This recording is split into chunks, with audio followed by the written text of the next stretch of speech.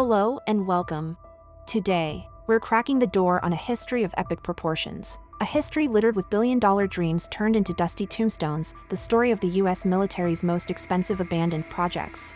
These cancellations were largely due to a lack of funding attributed to the Budget Control Act and sequestration, which led to the termination of 15 modernization projects.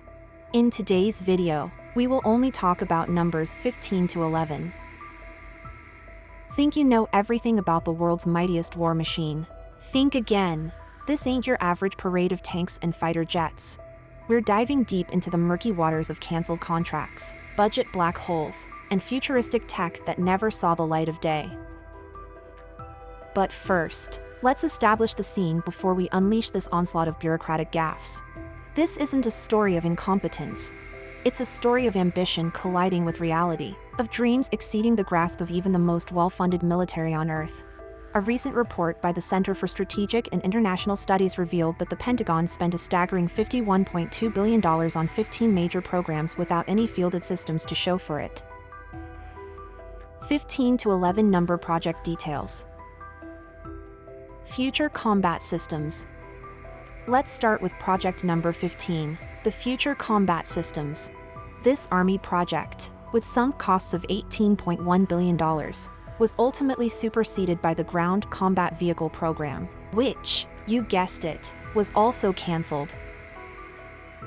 Imagine soldiers with robotic exoskeletons, battlefields covered by spider-cam drones, and tanks that could literally see through walls. The dream transformed the battlefield into a sci-fi wonderland. The reality, a logistical nightmare that choked on its own complexity. Comanche helicopter. Moving on to project number 14, the sleek, stealthy RH-66 Comanche is a $7.9 billion bird of prey designed to dominate the skies. It danced like a butterfly, stung like a bee, and cost, well, let's just say it could buy you a small island with enough leftover change for a private jet. Despite its badassness, Comanche suffered from budget cuts and technological limitations, leaving behind a stunning, pricey museum piece as its legacy. It was replaced by the later canceled Armed Reconnaissance Helicopter project. The Airborne Laser.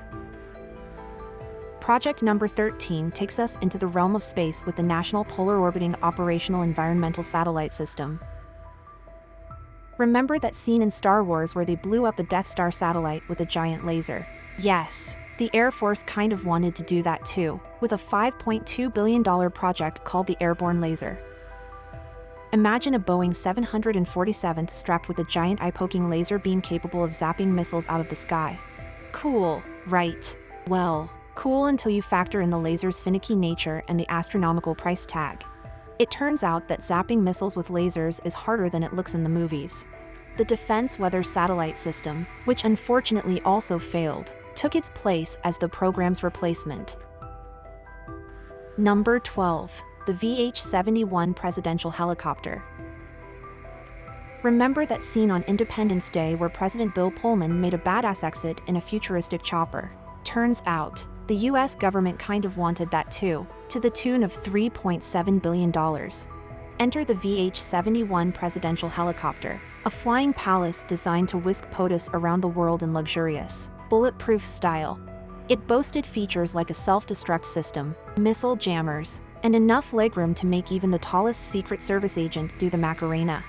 But just like those awkward teenage dance moves, the VH-71 proved a bit too ambitious. Technical glitches and cost overruns grounded the project, leaving the president stuck with his trusty and considerably cheaper Marine One fleet. Number 11, the National Polar Orbiting Operational Environmental Satellite System.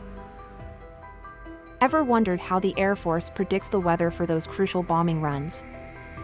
Enter POTUS, a $5.8 billion behemoth designed to be the ultimate eye on the sky for weather patterns and climate change. But just like a rogue storm cell, the project went haywire. Technical snafus, interagency squabbles, and a price tag that could make Scrooge McDuck blush eventually sank the POTUS, leaving a wake of disappointed meteorologists and weather-dependent troops. Why failed? Now, you might be wondering, why did these projects fail? In most cases, it boils down to a lack of funding.